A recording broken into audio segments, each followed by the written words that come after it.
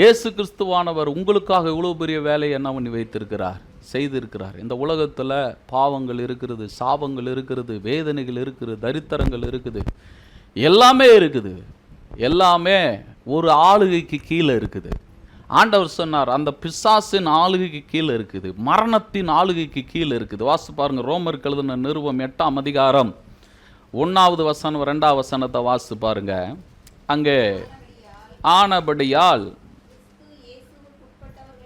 கிறிஸ்து இயேசுவுக்கு உட்பட்டவர்களாய் இருந்து மாம்சத்தின்படி நடவாமல்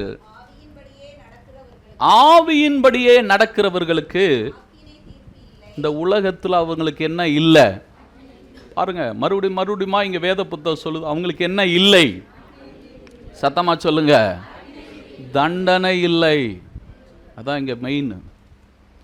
ஒரு தேவனுடைய பிள்ளை இயேசு கிறிஸ்துக்குள்ள வந்தா என்ன நடக்குது? அவங்களுக்கு என்ன இல்லைன்றாரு? தண்டனை இல்லை.